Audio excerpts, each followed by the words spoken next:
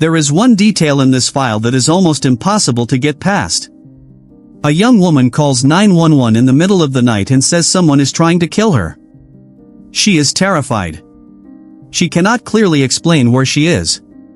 She runs out of a house. She starts knocking on doors. A neighbor hears her asking for help.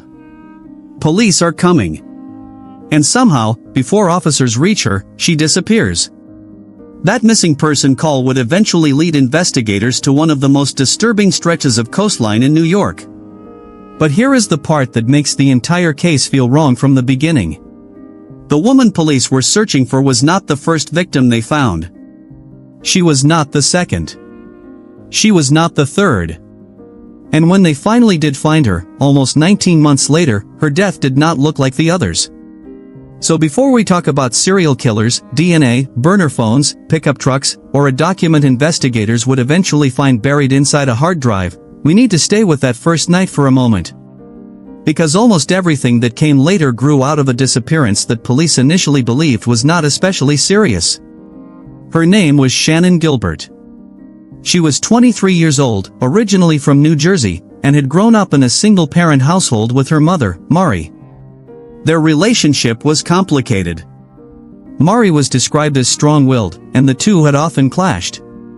By her early 20s, Shannon had moved to New York and was trying to support herself independently. Part of that income came from escort work and online advertisements. That matters to this case. Not because it explains what happened to her. It does not. It matters because of how authorities initially responded when she disappeared. During the early morning hours of May 1, 2010, Shannon traveled with a driver to a home in the Oak Beach community near Ocean Parkway on Long Island's South Shore. The meeting itself was supposed to be routine. Around 4:40 in the morning, it stopped being routine. Shannon called 911. She sounded frightened. According to the file, she said that someone was going to kill her. The dispatcher tried to figure out exactly where she was, but Shannon was distressed and confused. She apparently could not give a clear location. At some point she ran from the house while still carrying her phone. She moved through the neighborhood knocking on doors and asking for help. One resident, a retired firefighter, heard her. He called police and told Shannon that officers were coming. And this is where the behavior becomes very difficult to understand. Instead of staying there, Shannon ran again. Around 5:40 a.m., police reached the area. She was gone. Officers spoke briefly with witnesses. The initial assumption appears to have been that Shannon may have been experiencing some kind of mental or emotional episode and had simply run off. Once investigators learned that she worked as an escort, the response did not become more urgent. It became less urgent. The search was limited. And Shannon Gilbert vanished into the darkness of Oak Beach. Her family reported her missing from New Jersey, but Shannon had disappeared in New York. Different jurisdictions meant slower communication, slower coordination, and more frustration. Mari refused to let the case disappear. She put up missing person notices. She contacted media outlets. She called people. She kept pushing. 2 days after Shannon vanished, Mari received a call from an Oak Beach resident named Peter. He described himself as a doctor and told Mari that he had helped Shannon on the morning she disappeared. For a mother desperate for information, that sounded huge. But when Mari tried to contact him again and clarify what had happened, his story changed. He denied having seen Shannon. Wait. If someone tells the mother of a missing woman that he helped her, and then later says he never saw her, you do not just forget that. Police noticed the contradiction too. Peter was investigated. According to the file, investigators eventually concluded that he had a reputation for inserting himself into situations, exaggerating stories, and seeking attention. They could not find direct evidence linking him to Shannon's disappearance. So the strange phone call remained exactly that. Strange. Investigators also spoke with the driver who had taken Shannon to Oak Beach and the client she had met. Both denied harming her. Polygraph testing did not show an obvious problem. And the central question stayed unanswered. What was Shannon afraid of? Was someone really chasing her? Was she confused? Did something happen inside that house? Why did she run from a neighbor who had just told her police were coming? Nobody could explain it. For months, officers and search teams looked through parts of Oak Beach. The terrain did not help. Ocean Parkway runs along Long Island's southern barrier islands. The Atlantic Ocean and long beaches sit on one side. Marshes, brush, wetlands, and thick vegetation cover much of the other. During the day it can look open and scenic. At night, parts of it become isolated. A person could leave the road and disappear into vegetation within seconds. One veteran officer, identified in the file as John, kept returning with a police dog. He searched repeatedly. Nothing. Months passed. Even the dog became ill during the prolonged search effort. Then, on December 11, 2010, John changed the area he was working. He moved along Ocean Parkway. The dog reacted near roadside brush. Investigators pushed through branches and vegetation. And there was a body. Bound. Placed inside a burlap-style sack. At first, there was an obvious thought. Maybe they had finally found Shannon. But the condition of the remains did not fit the amount of time she had been missing. Which meant something much worse. If this woman was not Shannon Gilbert, then who was she? Police expanded the search. Roughly within another 150-meter stretch of the same area, they found 3 more women. 4 bodies. All close together. All abandoned in similar conditions. All near Gilgo Beach. And suddenly the search for one missing woman was no longer a missing person investigation. It looked like investigators had walked into a dumping ground. The 4 women would become known publicly as the Gilgo 4. But the closer police looked at who they were, the harder it became to believe that 4 bodies had ended up there by coincidence. And the first pattern investigators found was only the beginning. If you only look at the 4 bodies as 4 separate tragedies, the case feels chaotic. But put the victims next to one another, and the pattern becomes uncomfortable very quickly. They were all women. They were close in age. They were small in stature. They had worked as escorts or sex workers. They had advertised online. Their disappearances fell between 2007 and 2010. And whoever left them near Gilgo Beach appeared to have used a similar disposal method. One of the women was Maureen. She was 25 when she disappeared. She had originally worked in telephone sales. When she lost that job, she began doing sex work. On July 9, 2007, Maureen told a friend that she was going to meet a client outside a hotel. She never came back. Her friend later received an anonymous call from someone claiming to have seen her. Her family contacted police. But according to the file, once investigators learned about Maureen's work, the disappearance did not receive the urgency her family expected. The case stalled. The second woman was Melissa. 24 years old. On July 12, 2009, she met a client. That same day, she deposited $900 into her bank account. Then she disappeared. About a week later, Melissa's 15-year-old sister began receiving phone calls. And these calls were not just strange. They were cruel. A man was using Melissa's phone. He spoke to her sister in sexually degrading language. He told her Melissa was dead. Think about that for a second. Whoever was making those calls was not simply trying to hide. He was engaging with the victim's family. He was taking a risk. Investigators traced activity connected with the phone to areas around Manhattan, including the vicinity of Madison Square Garden, as well as areas near Massapequa. But knowing the approximate location of a phone is not the same as knowing who is holding it. No suspect was identified. The calls stopped. The case went cold. The third woman was Megan. She was 22 and had been working as an escort. On June 6, 2010, Megan received a call from a client. She told her boyfriend that she was going out for work. She did not return. Her family reported her missing 2 days later. For a period, her boyfriend was considered suspicious. But there was no evidence strong enough to connect him to her disappearance. Another dead end. The fourth woman was Amber. She was 27. Her life had not always looked like the one she was living when she disappeared. According to the file, she had once done very well in school but later struggled with drug use and began sex work to support herself. Amber was cautious about clients. She usually did not travel to them. She preferred meeting people at her own residence, where a roommate named Dave could help watch out for her safety. That makes what happened on September 2, 2010, especially important. A man offered Amber roughly 6 times her usual rate if she would leave with him. She agreed. Dave saw the client. That gave investigators something they did not have in several of the other cases. A witness.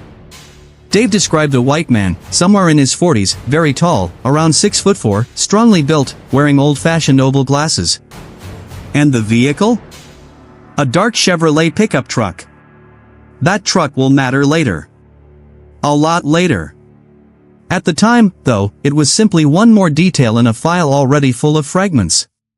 Dave watched Amber leave. She never returned. Now step back. 4 young women. Similar occupations. Similar physical profiles. Similar method of disposal. All found close together. At some point the word coincidence stops doing useful work. Police were now dealing with a suspected serial killer. And public reaction was immediate. Because the discovery raised another question that had nothing to do with forensic science. Why had these disappearances not been connected earlier? Families had reported women missing. Some had given police details. There had been suspicious phone calls. There had been descriptions. There had been patterns. Yet several investigations had gone nowhere. According to the file, one reason became impossible to ignore. The victims' occupations had affected how seriously some of the original disappearances were treated. That criticism became part of the case itself. Families and media outlets accused authorities of failing women who were already vulnerable. Police held press conferences. Rewards were offered. Investigators promised a larger effort. But this is where the case becomes much more complicated than the simple idea of 4 victims and 1 killer. Because investigators kept searching Ocean Parkway. And the coastline kept giving them more bodies. During March and April of 2011, remains belonging to 6 more people were found around beaches, parks, wetlands, and brush along the same general corridor. Only now, the pattern changed. These remains were older. Several victims had been dismembered. Body parts had been separated and found in different locations. Some had originally been discovered years earlier without identification. And one victim did not fit the profile of the Gilgo 4 at all. Which forced investigators to consider a possibility that made an already difficult case much worse. What if they were not looking for one serial killer? What if Ocean Parkway had been used by more than one? The newer discoveries forced investigators backward through time. Some of the remains found near Ocean Parkway matched cases that had been sitting unresolved for years. One woman identified in the file as Karen was 34 and had worked in the sex trade. She disappeared in February 1996. Investigators recovered her skull and several teeth. But there was a disturbing connection to an older discovery. 2 months after Karen disappeared, legs believed to belong to the same person had been found elsewhere on Long Island. At the time, forensic technology could not give investigators the answers they needed. The pieces existed. The connection did not. Another victim was identified in the file as Tanya, a 26-year-old U.S. Army veteran. She lived in Brooklyn with her 2-year-old daughter. Mother and child disappeared. Partial remains connected to them were later recovered around the Ocean Parkway area. They were found with matching gold jewelry. Investigators also linked the case to a torso discovered years earlier. The woman had a distinctive peach-shaped tattoo on her left chest, which led to the nickname Peaches in the investigation. Another woman, Valerie, was 24 and had worked as an escort in Philadelphia. She was last seen around 2000. A torso connected to her case was discovered that November. Much later, investigators found her skull, right foot, and hands in the Broader Ocean Parkway investigation. Jessica was only 20. She disappeared from Manhattan in July 2003. 5 days later, her torso was discovered.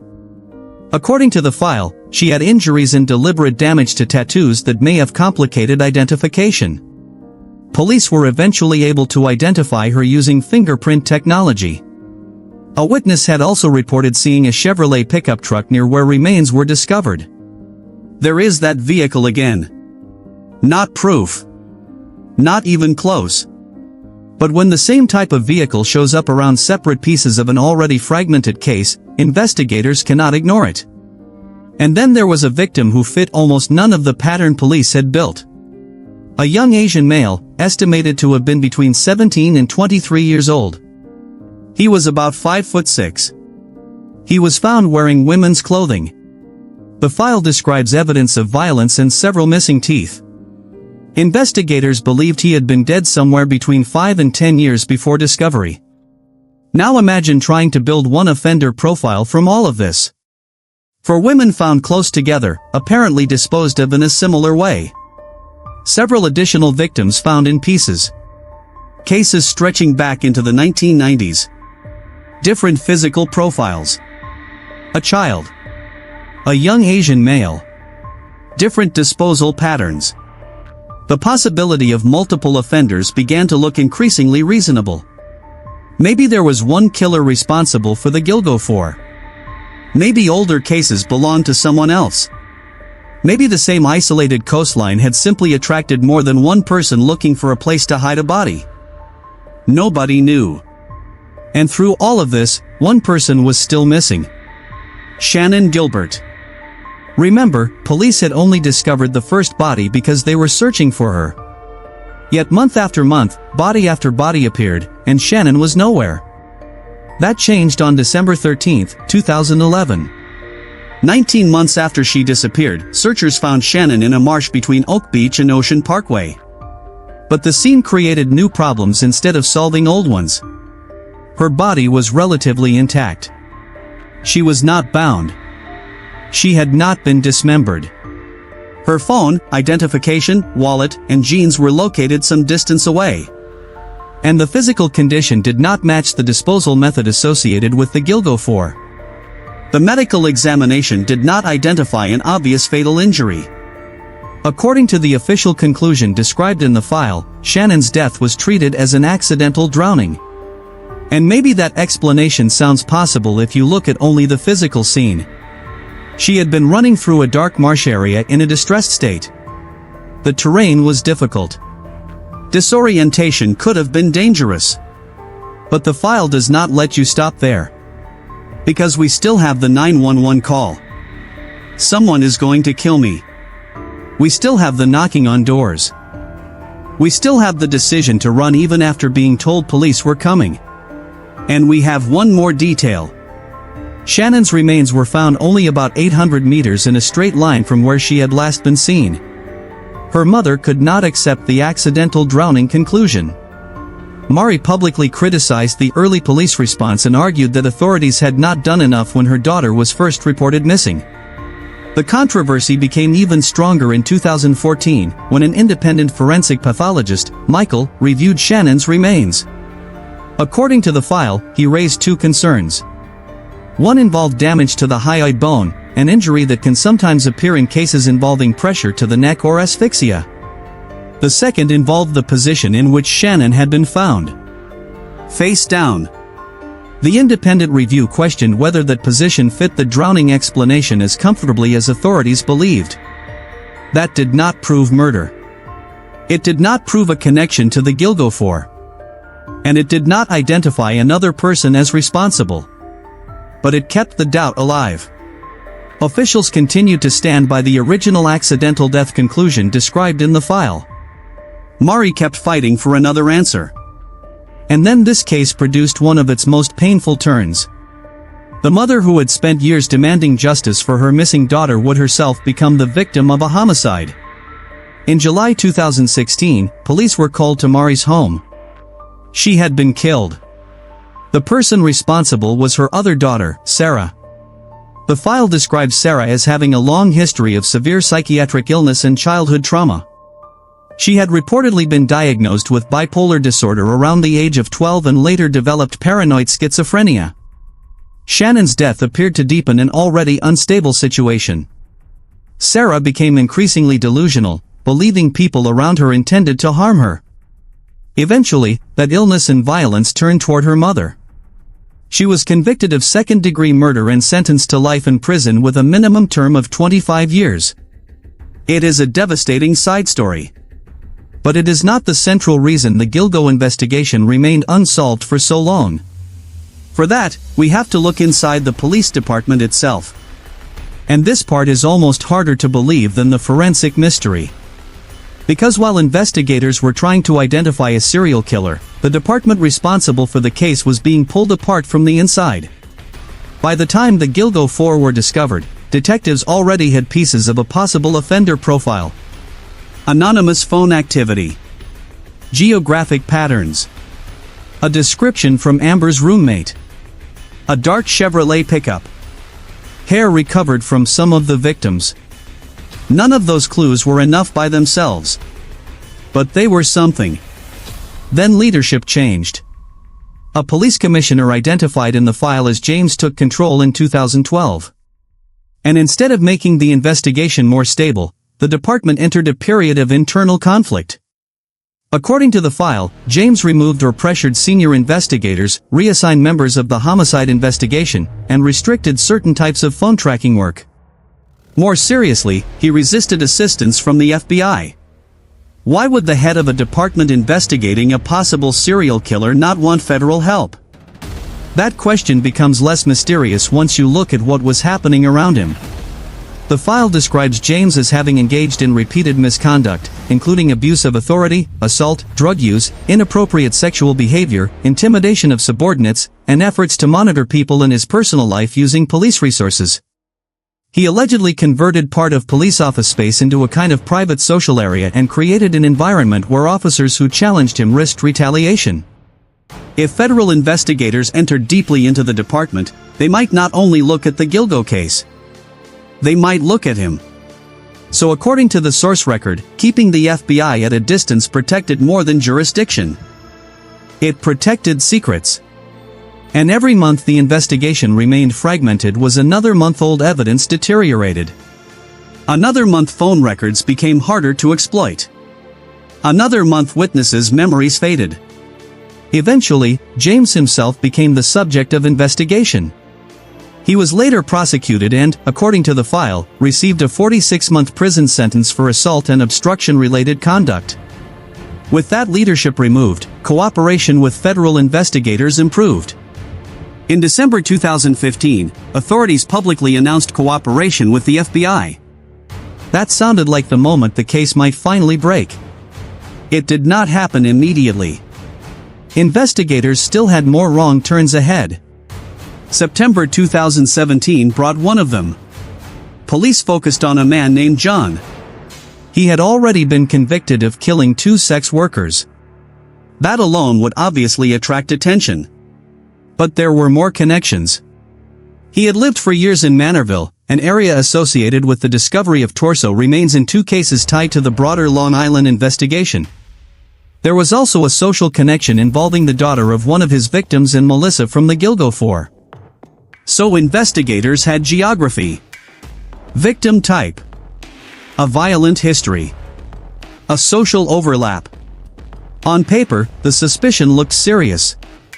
But suspicion is cheap. Evidence is not.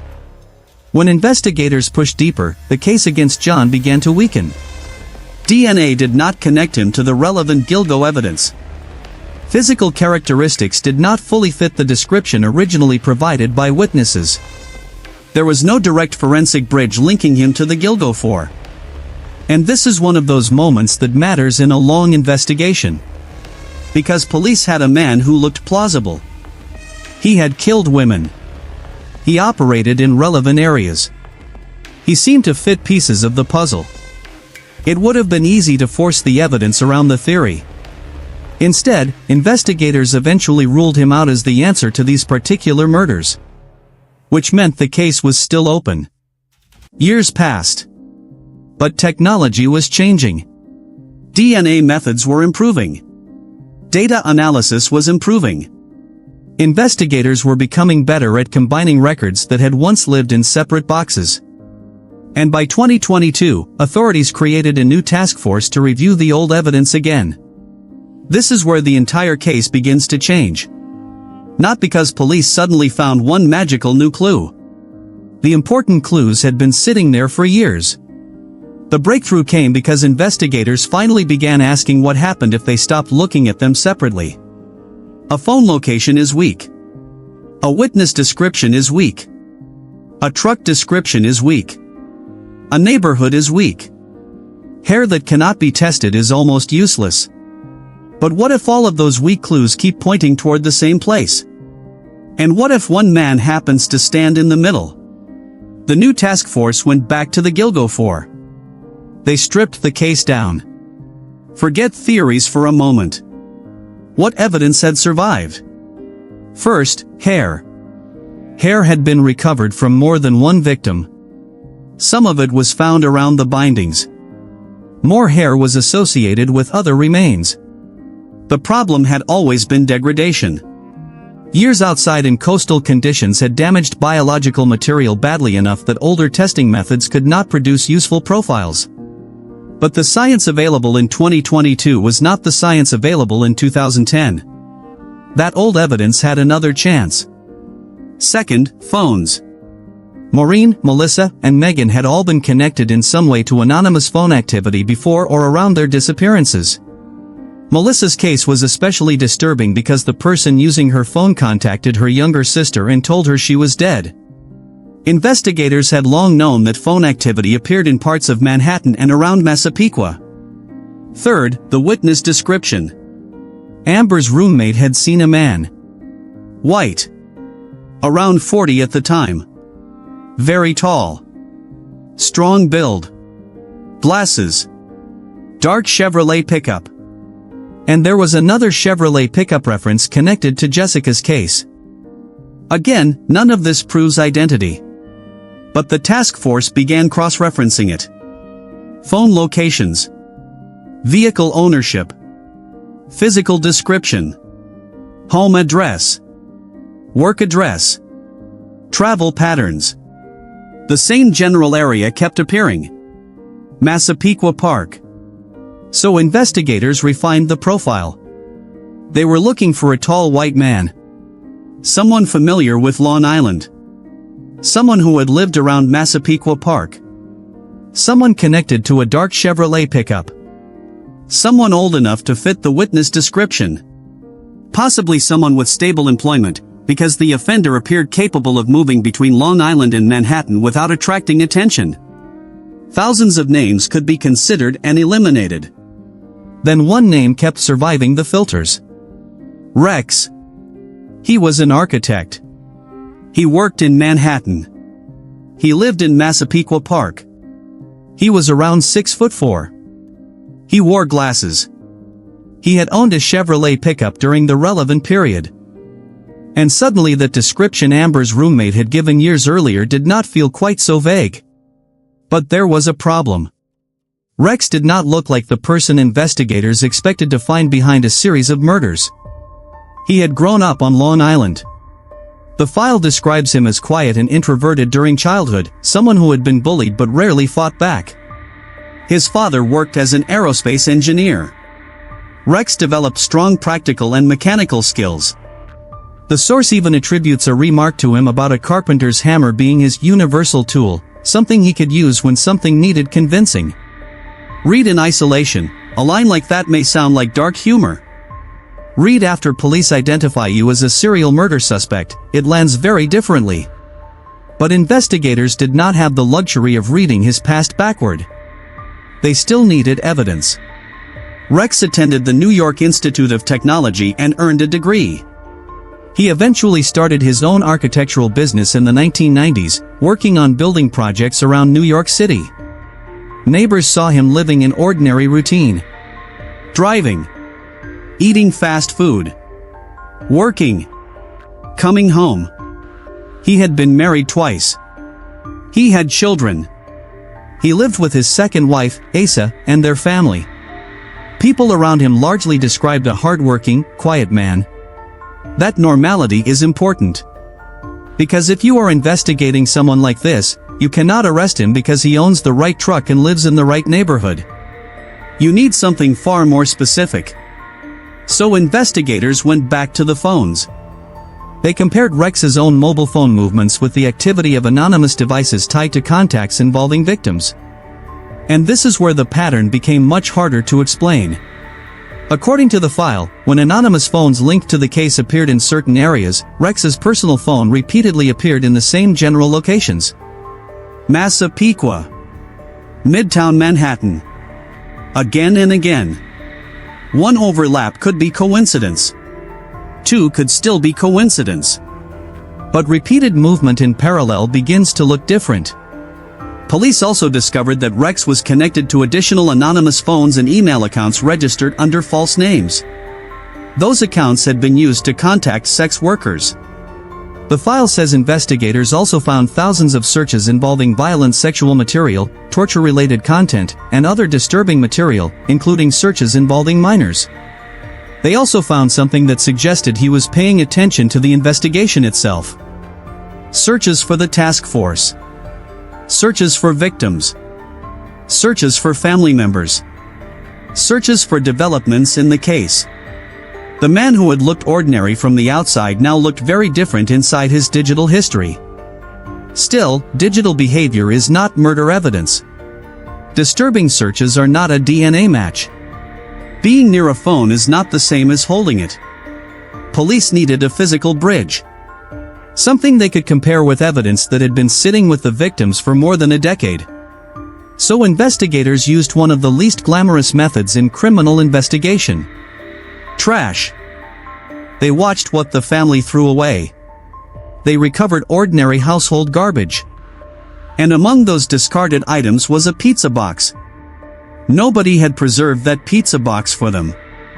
Nobody handed it over. It was garbage. Which is exactly why it was useful. Investigators extracted DNA. Now the old hair evidence finally had something to be compared against. And when the results came back, the investigation stopped looking like a theory. This is the point where a case that had survived for more than a decade suddenly becomes very simple to understand. Old hair. New DNA technology.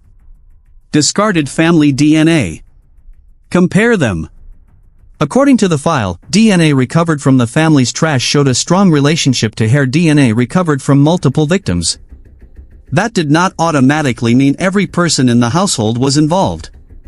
So investigators checked where the family members had been when individual women disappeared. Rex's wife, Asa, had been away during several relevant periods, traveling with the children or visiting family in Iceland. That mattered. Because her absence gave investigators a possible explanation for why her hair could still appear around a crime scene without her being present. A strand of hair can travel on clothing. On fabric. Inside a vehicle. On an object carried from a home. If Rex had contact with items containing family hair and then transported those items elsewhere, the hair could travel with him. Investigators concluded that this kind of transfer could explain why hair genetically associated with the household appeared with victims even though Asa was not believed to have taken part. And now look at how the evidence stack had changed. A witness had described a tall white man with glasses and a Chevrolet pickup. Rex fit that description. Phone activity associated with the investigation appeared in areas where Rex's phone also appeared. Rex used anonymous phones. He used false name email accounts. Those accounts contacted sex workers. His search history included violent material and searches about the investigation. He lived in Massapequa Park, an area that had appeared repeatedly in the phone analysis. And DNA connected to his household corresponded with hair recovered from victims. That is no longer one suspicious detail. That is convergence. Police arrested Rex on July 13, 2023. He was 59. And even now, the investigation was not finished. An arrest is not the end of a case like this. It is the beginning of a different kind of investigation. Police searched his home. They seized devices. They pulled records. They executed hundreds of subpoenas and search warrants. The file describes more than 300 legal demands and search actions, hundreds of hours of surveillance footage, and roughly 2,500 pages of documentation reviewed as investigators tried to reconstruct movements and connections. Inside Rex's property, authorities found an extraordinary amount of technology. 15 cameras. 27 computers. 46 phones. More than 30 hard drives. And 279 firearms. That is already a massive amount of material to process. But one hard drive contains something far more important than the volume of devices around it. A Word document. Its name was 200,204 Hong Kong dollars. At first glance, a file name like that means nothing. But investigators opened it. And this is one of those moments where you can imagine everyone in the room suddenly slowing down. Because according to the file, the document was organized almost like a planning manual. It contained categories involving problems, supplies, locations, and targets. Under problems or risks, it listed things an offender would want to avoid leaving behind. DNA. Tire marks. Blood. Fingerprints. Witnesses. The supply section included items such as shoe covers, rope, saws, waterproof material, and tape. The location section referred to secluded areas. Some locations appeared consistent with places relevant to victim recoveries. The target section dealt with victim selection. And the document did not stop with a shopping list. It divided activity into stages. Preparation before an event. Preparation during it. Actions afterward. Check the vehicle. Identify a target. Scout locations. Prepare tools. Think about evidence. Destroy documents. Change tires. Burn gloves. Deal with photographs. Create a story. The file even describes notes about controlling sound during travel and warnings that fatigue could create mistakes. Hold on. This is not simply a browser search. It is not one dark sentence written in anger. If the source record is accurate, investigators were looking at a structured document concerned with reducing forensic risk before, during, and after violent crimes.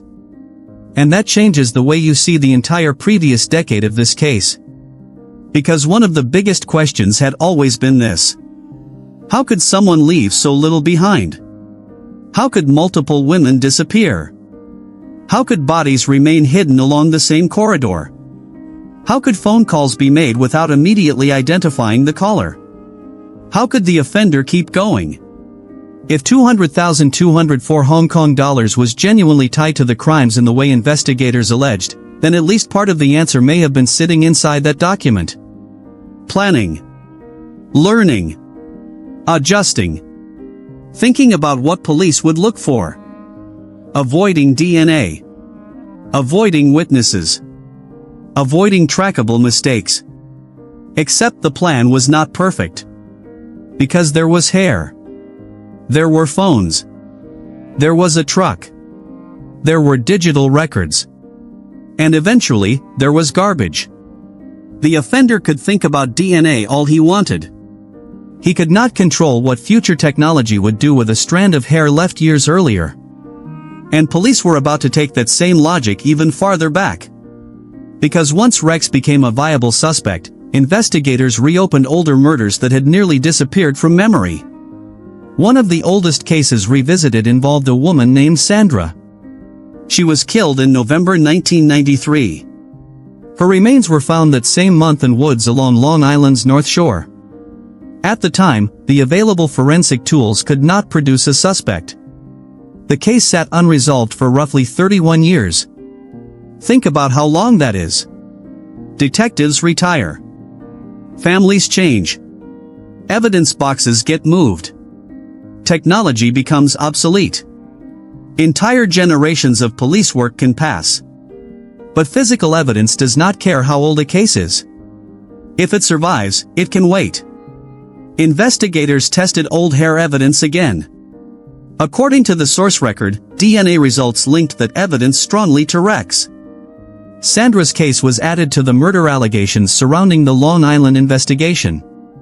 By that stage, authorities were connecting Rex not only to the 4 women most closely associated with Gilgo Beach, but also to Valerie, Jessica, and Sandra. 7 murder cases were eventually grouped for prosecution, according to the file. Rex initially pleaded not guilty. And that distinction matters. An arrest is an allegation. Charges are allegations. Even very strong evidence is presented through a legal process. So rather than jumping from suspect to case solved, investigators kept building. They searched devices. They compared DNA. They reviewed travel. They reconstructed phone movements. They revisited old remains. They compared hair. They re-examined where victims had been found. The evidence was being layered rather than treated as one dramatic discovery. For the families, that process had taken years longer than anyone should have been forced to wait. One family member described living in a space between heartbreak and hope for 19 years. She said she had searched for answers, truth, and justice. There were moments when the wait became unbearable. But she had not stopped. Her loved one had not been forgotten. That may be the most important counterpoint to the way the case was originally handled. Several of these women had been treated as easier to ignore because of what they did for work. Their families did the opposite. They kept saying their names. Kept contacting police. Kept asking questions. Kept forcing attention back toward cases that institutions had sometimes allowed to drift. And even with Rex in custody, the larger Ocean Parkway mystery was still not completely clean. Remember the problem investigators recognized in 2011. The bodies did not all look like the work of one person. Some victims were bound and left intact. Others had been dismembered. Some cases involved different victim profiles. One involved a child. One involved the unidentified Asian male. So even a strong case against one suspect could not automatically explain every body found along Long Island. The file describes later developments that changed the map again. By December 2025, the case involving Tanya and her daughter had moved in a different direction. Tanya's husband, Andrew, was charged with killing his wife and child. That case was no longer being treated as part of the same Long Island serial murder series. And that matters because it proves something investigators had suspected years earlier. Geography can mislead you.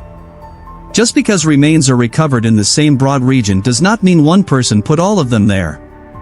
A dumping ground can create the illusion of one story when the evidence actually belongs to several. That was one of the reasons the Gilgo investigation became so difficult. Police were not only asking, who killed these people? They were asking, which of these deaths actually belonged together? The source record gives one more major development in April 2026. According to the file, Rex admitted responsibility for the 7 murders already connected to him and also confessed to killing Karen, a case for which he had not previously been charged in the same way. The file presents his guilt as established while final sentencing remained ahead. That development changes the suspense of the legal case. But it does not erase the investigative questions that came before it. If anything, it makes them sharper. Because the final answer forces you to look backward. A witness saw a truck. A family received obscene phone calls. Police had location data. Hair existed on bodies. Victims had similar profiles. A coastal corridor kept producing remains. Yet the case stayed unresolved for more than a decade. So where exactly was the failure? Was the killer unusually careful? Yes, possibly. Did forensic technology need time to catch up? Definitely. Did jurisdiction and institutional dysfunction matter? According to the file, absolutely. Did early bias toward victims affect the urgency of investigations? That criticism has followed the case from the beginning. And did investigators simply need enough pieces before the pattern could become visible? That may be the hardest part. Because once you see the final picture, the clues look obvious. Before you see it, they are just noise. Go back to the first discoveries. Hair was there. But investigators could not do much with it. The anonymous phone activity was there. But location data was not enough to name a person. The Chevrolet pickup was there. But thousands of people drive pickup trucks.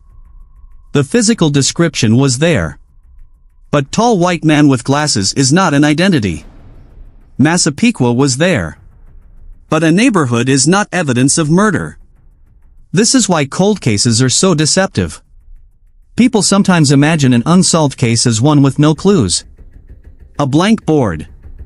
No fingerprints. No witnesses. Nothing. The Gilgo investigation was almost the opposite. There were clues everywhere. They just did not connect. And that difference matters. Because the case was not solved by discovering one perfect object hidden under the floor. It was solved by changing the value of old evidence. A hair that meant almost nothing in 2010 meant something different in 2022. A phone location that seemed vague became more important once analysts compared it with another device moving through the same places.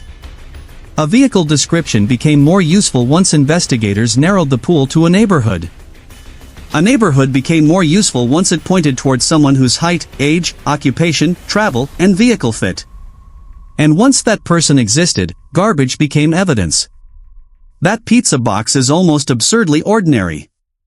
That is why it works so well as a symbol of the investigation.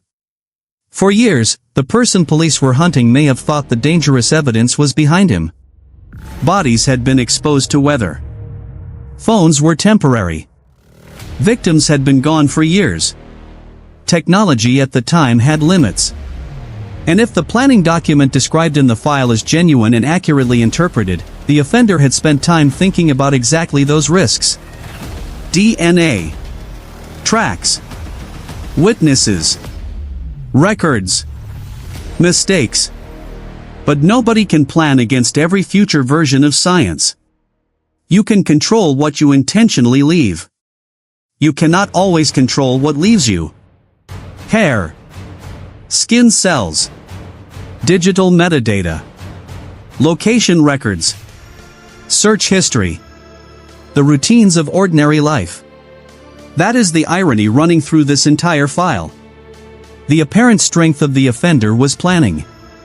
The eventual strength of the investigation was accumulation. No single clue had to be perfect. They only had to keep pointing in the same direction. There is another irony. Shannon Gilbert, the woman whose disappearance triggered the search that exposed the bodies near Gilgo Beach, was never neatly placed inside the same murder pattern. Her death remained disputed. Her mother's doubts remained. The official explanation described in the file was accidental drowning. The independent review raised questions. No piece of evidence in this record proves that Shannon was killed by the same person accused in the Gilgo murders. And yet without the search for Shannon, investigators may not have found the Gilgo 4 when they did. That means the woman who opened the door to the case may not have been part of the case authorities eventually built. There is something deeply unsettling about that. One unanswered death leads police towards several answered ones. A mother searches for one daughter and helps keep public pressure on an investigation that eventually becomes much larger. The coastline reveals bodies from different years and possibly different offenders. A police department tasked with finding the truth is damaged by its own leadership. A suspect with a normal public life appears only when technology makes old clues readable. And a file full of disconnected fragments begins, slowly, to form one picture. Not a clean picture. Never a completely clean one. But enough. When people look at a case like this from the end, there is a temptation to believe investigators should have seen everything immediately. The phone calls. The truck. The location. The victims. The hair. The similarities. Put those details on one screen and the pattern feels obvious. But the evidence did not arrive on one screen. It arrived across years. Across agencies. Across missing person reports. Across homicide investigations. Across old technology. Across different victims whose disappearances were not always given equal attention. And across a police department that, according to the source, went through a period of serious internal dysfunction. That does not excuse the failures. It explains why they mattered. When Melissa's sister received calls from a man using Melissa's phone, investigators knew something terrible had probably happened. They still could not identify the caller.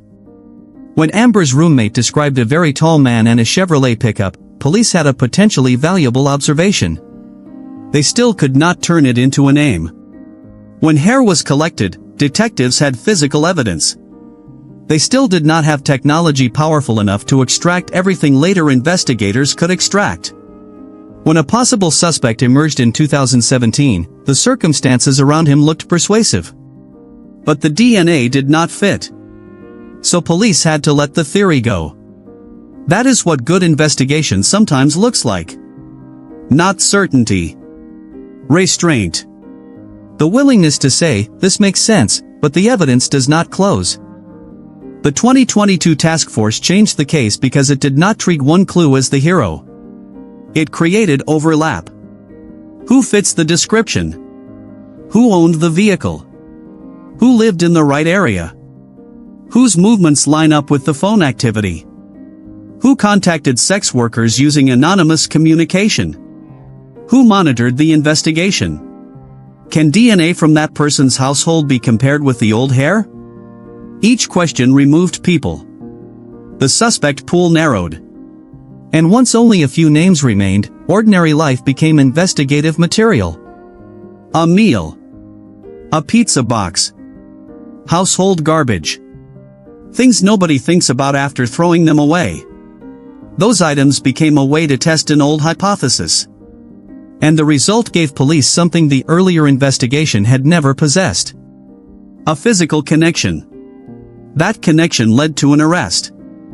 The arrest led to searches. The searches led to devices. The devices led to 200,204 Hong Kong dollars. And the document, if accurately characterized by prosecutors and investigators, gave the case something completely different from DNA. DNA can tell you that biological material is connected to a person or family. It cannot tell you what someone was thinking. A planning document can potentially help investigators understand preparation, risk management, evidence avoidance, target selection, post-crime behavior. That does not replace forensic proof. It adds context to it. Which brings us back to the line that sits underneath this entire case. The evidence was there. It just could not speak clearly yet. Some of it needed better science. Some needed better analysis. Some needed investigators willing to reopen old assumptions. And some needed the institution itself to become capable of pursuing the case properly. That is why the Long Island investigation survived so many false starts. The clues aged. But they did not disappear. There is a reason I keep thinking about Shannon's phone call. Not because it proves who killed her. It does not. Not because it solves the entire case. It does not. It stays with you because of what came from it. A frightened woman calls 911. She says someone is trying to kill her. Police cannot find her. Months later, while looking for her, a dog reacts to brush along Ocean Parkway. One body appears. Then 3 more. The search expands. Older remains appear. Cases from the 1990s come back to life. Families who believed their loved ones had been forgotten suddenly see their names in national headlines. Investigators argue over whether one killer or several used the same coastline. Shannon herself is finally found. Her death creates a new argument instead of an answer. Her mother keeps pushing. The police department becomes trapped in its own scandal. Federal cooperation is delayed. A convicted killer looks like a possible suspect and is eventually ruled out. Another 6 years pass. Technology improves. A new task force opens the boxes again. Old hair goes back to the lab. Old phone patterns go back onto a map. A truck description comes off a witness statement and into a database. Massapequa Park keeps appearing. One architect fits too many of the filters. His phone fits the geography. His online accounts fit the victim contact pattern. His digital searches create new suspicion. Police follow his garbage. A pizza box gives them DNA.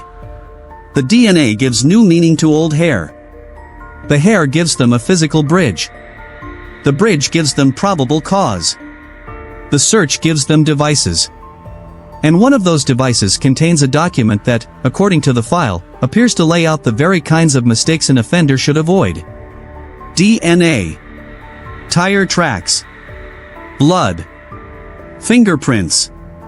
Witnesses. That is the part one cannot get over. Imagine spending years thinking about how not to leave evidence. Then being caught because evidence you left years earlier finally became readable. That is not a dramatic coincidence created for a movie. That is what makes this file so compelling. Technology did not invent the evidence. It changed what the evidence could say. The truck mattered more once police knew where to look. The phone records mattered more once investigators had another phone to compare them with. The hair mattered more once genetic testing improved. The garbage mattered because investigators finally had a person to test. And the planning document mattered because the forensic case already existed around it. Nothing worked alone. That may be the real lesson here. Long investigations are rarely defeated by one brilliant clue. They are defeated by connection. By persistence. By refusing to throw away something just because it cannot answer the question today. Because maybe 10 years from now, it can. There is also a darker lesson. Some of these women were easier for institutions to overlook because of the lives they were living. Their work made them vulnerable not only to the person who targeted them, but to indifference. When Maureen disappeared, her family struggled to get sustained attention. When Melissa vanished, a man allegedly taunted her teenage sister from her own phone. When Megan disappeared, investigators went through obvious suspects but could not build a case. When Amber left with a man her roommate actually saw, the description still was not enough to stop what came later. That history matters because serial offenders do not operate only in the gaps created by geography. They operate in gaps created by attention. Who gets searched for immediately? Who gets believed? Which missing person report becomes a full homicide investigation? Which one sits? The source file repeatedly returns to that criticism. And the families repeatedly return to the opposite idea. Do not forget them. Do not reduce them to the way they earned money. Do not let a case become less important because the victim lived on the margins. That pressure is one reason the Gilgo investigation never disappeared completely. The legal system can punish a person. It cannot return the years families lost. It cannot undo a teenager hearing a stranger use her sister's phone. It cannot give Mari Gilbert the answer she spent years demanding. It cannot erase decades in which relatives moved between hope and grief. And it cannot make every body found along Ocean Parkway belong to one neat explanation. Some questions remain. Some cases changed direction. Some deaths once thought connected are now treated separately. And according to the source record, several murders along the Long Island corridor remained unresolved even as the case against Rex expanded. Maybe that is the most accurate way to end this file. Not with the illusion that every mystery has been closed, but with the understanding that enough pieces finally connected to expose part of the truth. A 911 call. A police dog. 4 bodies. Anonymous phones. A dark pickup. Hair nobody could properly use yet. A department that lost years. A new task force. One address in Massapequa Park. One man's phone moving through the same places. One discarded pizza box. And one old strand of hair that had been waiting for science to catch up. That is how this case changed. Not because the truth suddenly appeared. Because investigators finally learned how to read what had been there all along.